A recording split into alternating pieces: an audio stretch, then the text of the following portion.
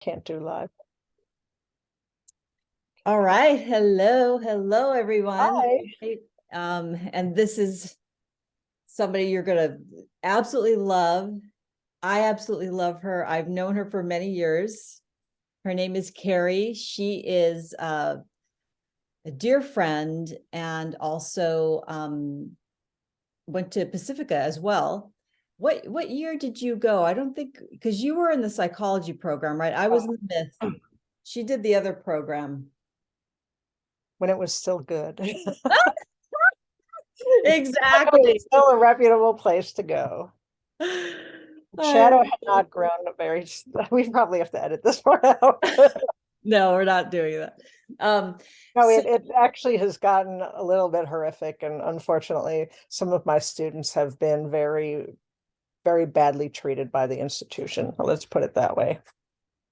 it's So, always had its ups and downs. Like I've met some of the most like lifelong friends and mhm. colleagues and even teachers. There's like Dennis Slattery.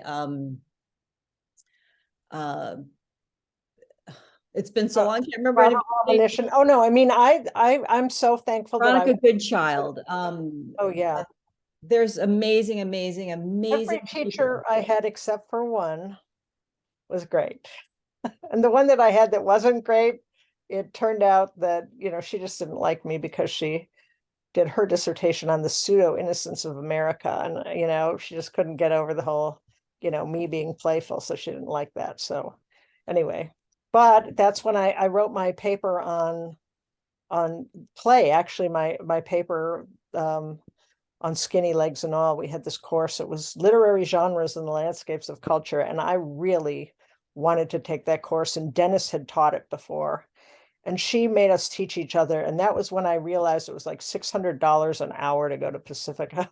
That was back in the day, right? So it was just like crazy. And so, but then I was like, well, I do not want to have to sit here and get somebody else in my class to teach me what I really wanted to learn. And that was like one of the courses that was really juicy for me. And I did a lot because I did Skinny Legs and All, and she gave me a C on the paper because I didn't have transition sentences.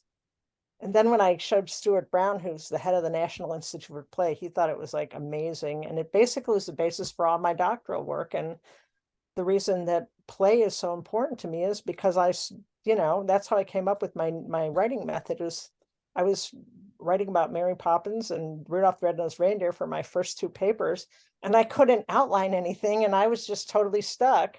So I just figured out this method, which has since morphed into the Platonium way, which is what I call it now, which is based on the element of fun, which some other website had that name, Platonium, and I thought it was great. And they don't do anything anymore. They're a defunct game company, but they still have the thing. So I had to call it the Platonium way. And it's all based on Mary Poppins. My whole entire life is basically based on Mary Poppins. So yeah. Yes, so she is obviously we're going to talk about Mary Poppins, as Right. you'll see by the title of this talk and this kind of interview conversation. As you could see, we like to keep it fast and loose. We are archetypalists after all, and we are playful, right? So I want to bring in this book. So this was a book I wrote in 2015, in which I also feature Karey. She is in the chapter about tricksters and the liminal. And she talks about Mary Poppins being this amazing trickster sort of character. She goes into the Banks household and, she completely turns everything upside down, right? Because we have these polar opposites. We have Mrs. Banks, who's like all about, feminism and, what was happening at that time period. And then we have Mr. Banks, he's like very Saturn, things are supposed to Right. be this way. And I work at the bank and I have to be acceptable and the kids have to be acceptable. My wife has to be acceptable. Everybody has to fit in my little box. And then children are the ones that are really suffering, right? And I mean, everybody's suffering, but the children in particular are kind of at that center of the story because Mary Poppins comes in through their manifestation. They call her in through her letter, which I think I want to start with that part of the story today. And what do you have, what would you like to like add to this, like the magic of that, of how they write the letter to get Mary Poppins? Well, basically, they heard their parents talking about putting an advertisement in the Times, right? So they thought, why don't we'll make our own advertisement? And they made it on like a piece of paper like this, like a, craft paper kind of. And they wrote it and they were just really heartfelt. And it was like, if you want this choice position, and then they gave all the qualities. And I mean, it's like a great thing to do. It was a genius thing. And then, I think I was talking to you about it one day and we just like, oh, this is a great exercise for people to do. And Yeah, we, well, you coached me through it because yeah, at the time I had a couple of really problematic clients, and you're like, well, why don't you just write a letter to call in your perfect client, like the kids wrote to Mary Poppins? So we basically, I wish I can't find that letter anymore, but I had it for a long time, and I would read it and just think of all the qualities, and really it all worked because all the clients after that I wrote that letter have always been fun, have always been playful, respectful of my time, um loving, like the kind of people I often hang out with, not just as clients but as friends. yeah. And it's not demographics and psychographics. It's like, who are these people really? And not you're making up their persona. It's like, here's a friend. Can you please be universe send me a friend and this is who I want? It's a totally different feel because I hate doing those psychographic things. And I have bristle at it, but I still have to do it sometimes. But I basically just pick myself as as my client because I need a lot of help. So Yeah, and you have, I just have always loved your very generous nature. Like you are this generous goddess of play, and you always have this fresh perspective on things because you have, a wide variety of areas that you've studied: psychology, archetypes, media, legal. You have a legal degree, right? A law degree. Um, you're brilliant. And I just love that you know how to be like that trickster entrepreneurial mind that can think outside of the box, right? So instead of like, well, how am I going to get my perfect clients or my perfect opportunities or projects? It's not like, well, let's not look at people as people. Let's look at them as numbers. That's what demographics is, right? It's like, it's so impersonal. It's so not archetypal. It's like, it's more like the Mr. Banks way of getting clients, yeah, right? yeah. And the whole movie is actually about him changing. He needs to change. And through her interplay with the children, then they sort of spread because they love their dad and they tell him the jokes. And the joke is the thing that cracks everything open at the end. And he realizes, and everything's about the little things. And that's the cool stuff that, you know, that movie, I already wrote a 250-page dissertation, but I could write another, 500 pages. And it's just like, it's just was the biggest thing in my whole life when I was a little kid. I mean, I got to meet Dick Van Dyke like 5 times. And he was my ideal man, right? Yes. He had a drinking problem when I was a child. So I'd go out with these guys that were really, really well-meaning, but they were very, very they weren't great at making money. Let's put it that way. They sort of didn't do that well. So but I didn't want to have somebody who was very disciplined and very, you know, too controlling. So I picked sort of the out of control people to more match myself. So anyway, yeah. But I just really, it was great. And I got to meet him and talk with him. And, he suggested that I go see Mary Poppins in London and stuff like that. And that was great. And but I met him when I was with my friend. He had some kids that went to Malibu and I was in it was a they were in grade school. we were at recess, we were making picture frames with glass, sea glass, and I was like visiting them on the way up to Pacifica. So I just decided to like go to school with them. And we were doing that. And then at recess, instead of like the children were all out playing, and of course we went down to Starbucks and there was Dick Van Dyke in line, but ahead of us, and my friend was a lifeguard, and he had been to Dick Van Dyke's house when they were like having fires because he was like wetting down the roof. So I got to like say Wow. hi to him, and then several more times I ran into him and stuff. It was weird. Yeah, Some destiny, right? yeah, it was. So I'm Yeah, excited. I mean, I think that, Mary Poppins as a film, like even when I was a kid, there were a couple of parts of the film that I would cry every time. And one was the Feed the Bird song and Right. then Let's Go Fly a Kite. Both of those times I would just cry. I mean, I'm definitely was a child with father issues because my father was gone a lot. So, I mean, I could kind of, you know, uh, have compassion for the Banks children because they had an absent father in a sense who wasn't really paying attention to them, right? He wasn't appreciating their their liveliness, their life force energy and playfulness as children. Yeah. What is it about those turning points in the film that you think are so Well, archetypally healing? that well, so that middle scene, it was the middle scene. I literally, my first paper in Pacifica is like supposed to be 10 pages. Of course, how do you do Mary Poppins in 10 pages? So I just ended up having to do one scene. And that was the scene that I did. And I said, oh, this is a liminal mandala. And I charted the whole thing out, and it would, there's a concept in NLP called open loops and closed loops. So you open a loop at the beginning of the story and you say, oh, once a time, and then you go off on a tangent or you switch the subject. And so it keeps your mind open thinking, oh, how is this going to end? And then at the end, you sort of do it. So she ends up at the beginning of the film, you see her up in, over London. And she ends up that way at the end.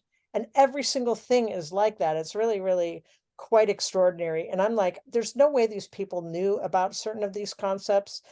It was just like, and that's why they call it, Disney's masterpiece. And it was also his favorite song was Feed the Birds. Hmm. That's what it's all about. So he really was, wanting to help us to see the little things and the things that are not noticed, and the kindness and everything. So, a lot of people said a lot of bad things about him, but they also said bad things about Joseph Campbell. But, I don't believe any of those things because I think deep down they made such goodness. And, Disneyland is all about nostalgia, which is now one of the darling emotions.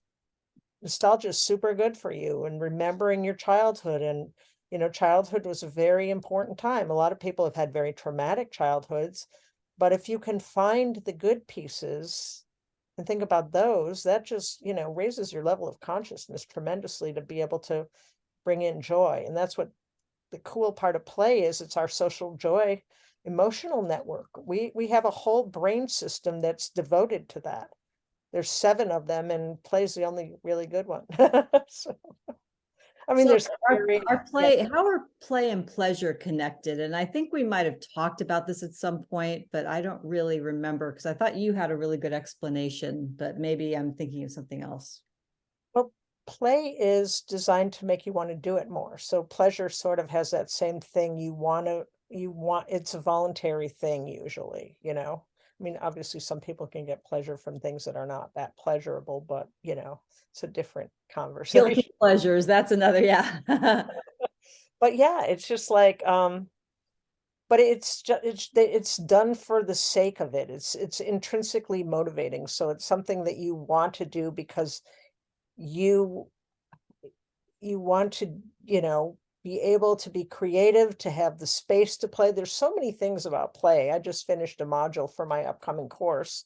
How do I how do I put all these little, everything that I know about play in little 5-minute lessons. It has to be so tight and so little information, but it's super important, like giving yourself space to play. I was like working on the course and not having fun and putting pressure on myself, all the things that make it not playful.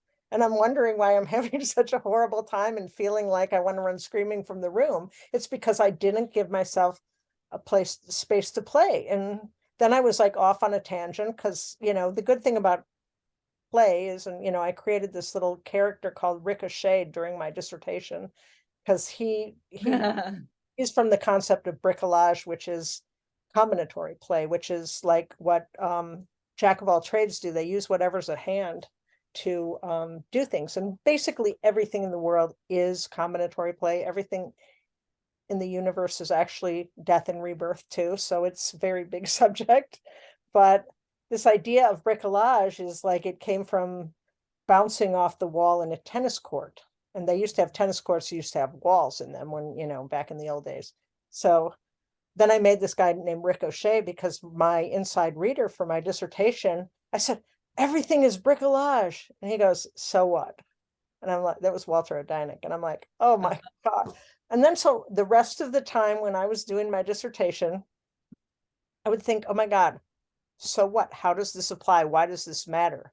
And so then I had these little running conversations between Ricochet, who was a tennis ball, who wore a tam o' shanter, right? Because he was Rick O'Shea. So, and Well, then I know there's somebody who lives in Santa Barbara named Rick O'Shea, Oshay. There's a real Rick oh, O'Shea that I know. That's so funny that you said it. I was like, oh yeah, yeah. he has an EA, but yeah. So anyway, and then he has a discussion in these little, because my dissertation used to be a website and it's going to be a website again. My assistant's working on it right now, but it's really fun because he would have this discussion with the Telesphorus from the middle of young stone, and which is another very cool thing, but because that whole stone is made of different pieces of different things. It's like 3 different quotes, and it has all the different planetary archetypes from the old planetary archetypes before, not the trans-Saturnian ones, but it's just really cool stuff. And so they were having these little running conversations about playful players do this, and they would ask each other a question. And obviously now it'd be so much easier, and then you can make AI stuffs and everything, which is really going to be fun. So yeah, just a lot more play is being able to come in. So that's really great. So yeah, I don't even know what tangent I was on just now. Oh, but so I wasn't letting myself play.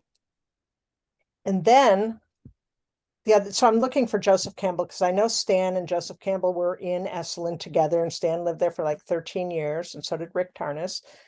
And Joseph Campbell would occasionally come there. He used to come every month for the Myth conference. They had a little workshop around his birthday time. And so I'm trying to figure out, like instead of working and finishing my module, I'm sitting here trying to figure out that one fact. But then I was wandering around on Essalin's website, and they said, oh, if you want to like teach a course at Esalen, you can submit a thing. So I'm like, oh yeah, I'm going to do that. So I decided, okay, and then I visioned a workshop into being, and it opened up so much because I was just playing around.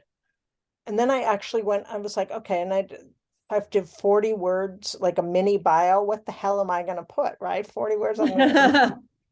So anyway, I just went randomly on their catalog, and I found this woman who ended up being like the president of IONS and all this other stuff. So other than being totally intimidated, she is the research director at the Arthur C. Clarke Imagination Labs at UCSD. And I'm like, oh my God, it was so cool. They have all this imagination and VR stuff, and hugely scientific. I mean, this is all like very serious science about the imagination and everything, but I'm like, oh, this is going to be really cool because I can mine all their stuff without having to do the boring work of all those experiments that I could never do because I just don't have I'm very good at researching, but I am just way too much of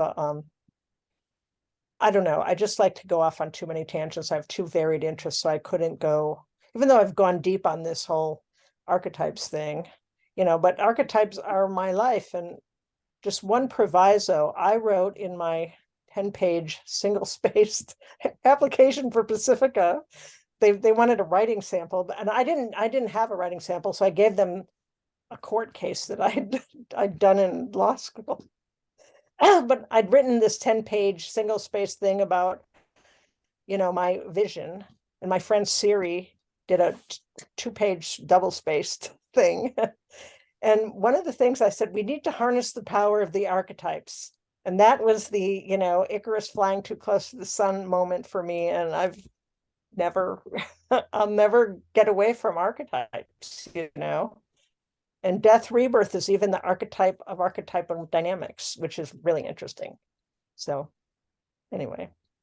Yeah, your work definitely can take one down a rabbit hole. I remember looking at your dissertation at the website that you created and all like the different avenues you could go in, and then it was like a maze, or more a labyrinth, I guess, because it all was going to the same place, to the same center, but it was just all these different ways in.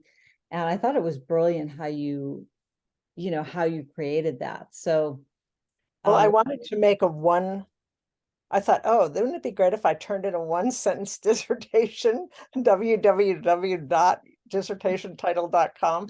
And that was another thing that bit me in the butt too. Every time and then I, I would spend like hours. I made like a ransom note that Hermes stole my dissertation for the, and I just spent so much time making art and playing. And it was probably the best time of my entire life, the 2 years that I got to just spend writing that. It was just such a Yeah, blessed totally. time. So anyway. Yeah, I mean, my motto has always been play first, work later, innovate more. And I think you are really like the epitome of that, and I find that I go through periods like you where I forget to play first. And then, I wake up, check the emails, whatever, get into the business, like instead of like maybe going out for a walk and just like seeing how many different birds I can find, and like trying to not step in dog poop, and you know what I mean? It's like there's something about starting your day with play in whatever form that feels for you, because it could be nature, it could be it could be maybe an actual game, playing a game, or going to play tennis with your friend or whatever it is. But there's something about what it does to your brain when you start your day like that, that makes the work that's the Saturnian work feel like, more pleasurable. Right. Well, that's why I have to trick myself into doing all but I mostly try to get all the other stuff done first, which is a bad idea, horribly bad idea. But when I was a little kid in like probably 5th grade, I was at summer camp and we had these Aesop's fables, except they called them Aesop's fallibles. And I was cast as an ant, like a red face.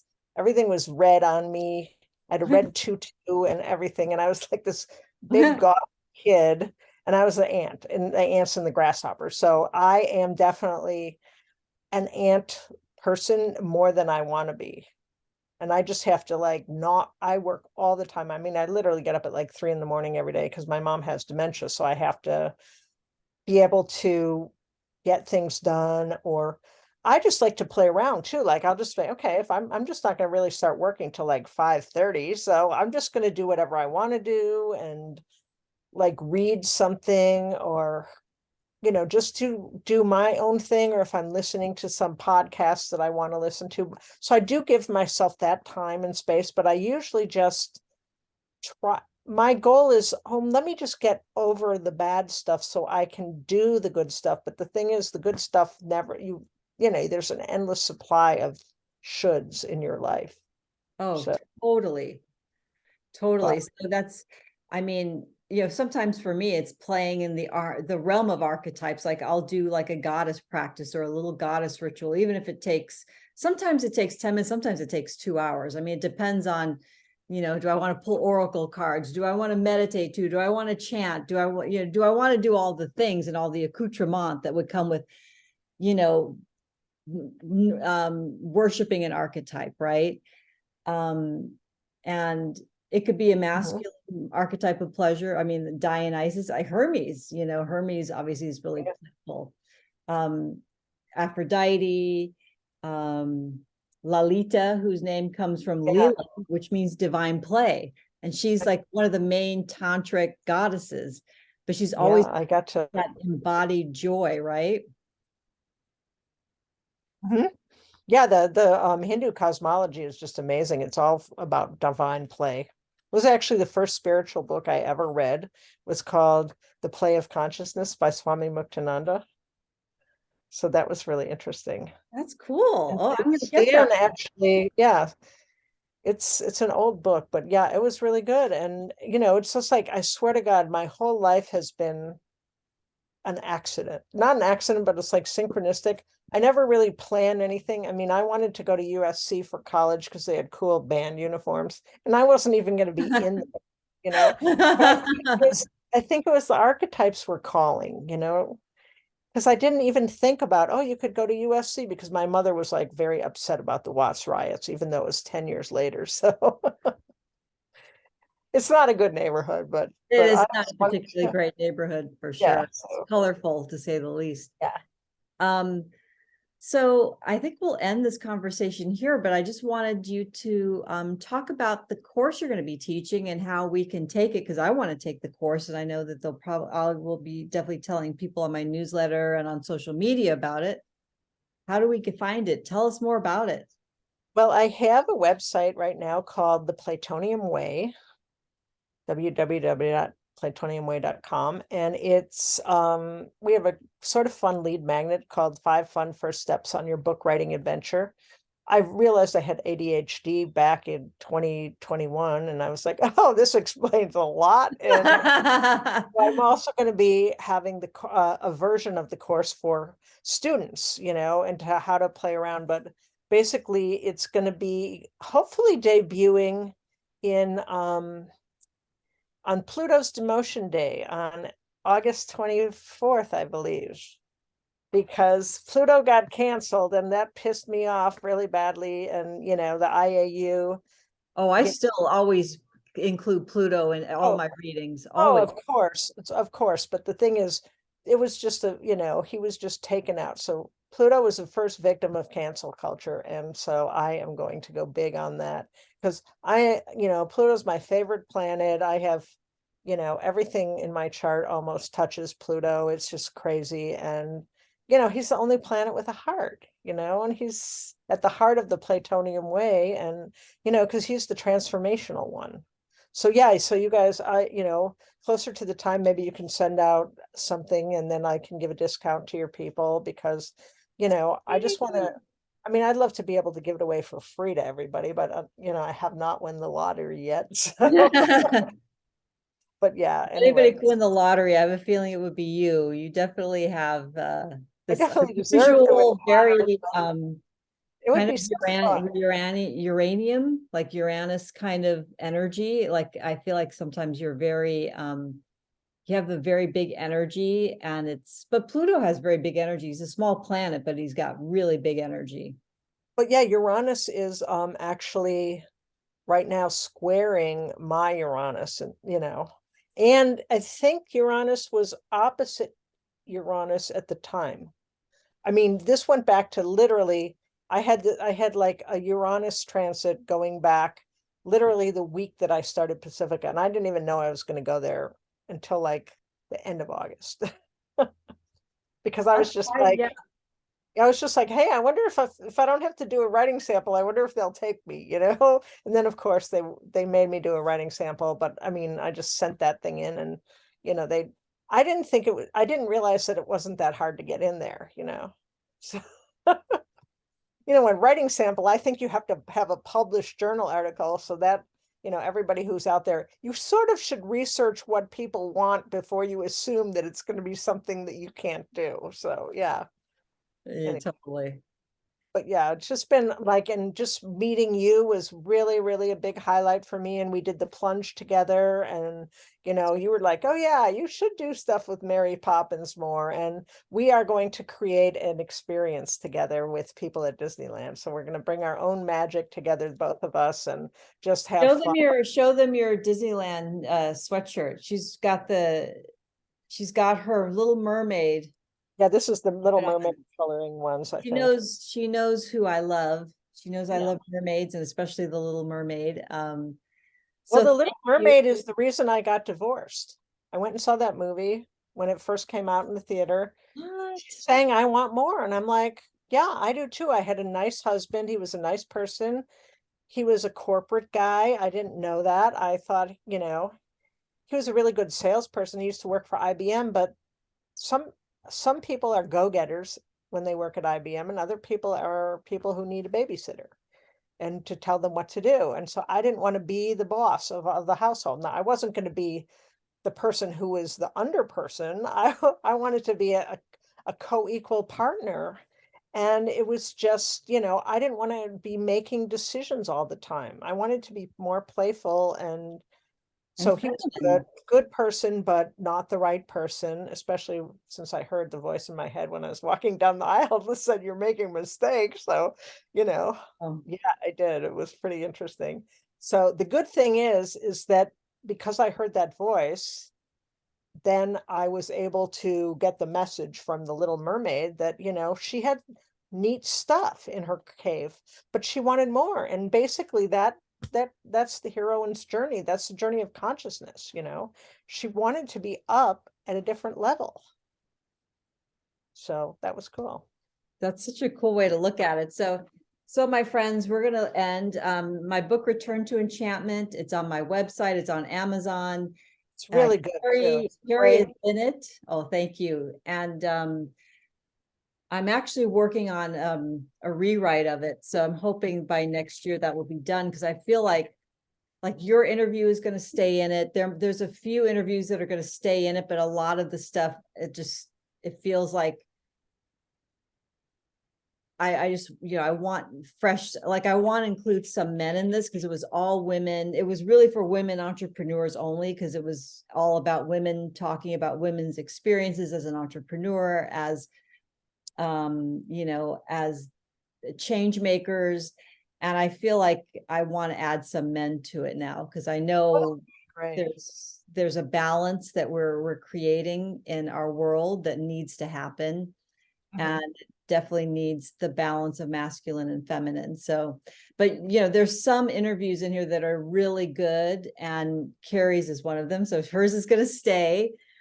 But I believe there's 3 or 4 that are just, they're gone. It's like, nope, I'm going to replace them. And some with men, some with women, we'll see. But No, I think it's a great idea to have both or you could even have some of them like female and male trickster. You know what I mean? There's just so many things that you could see the different.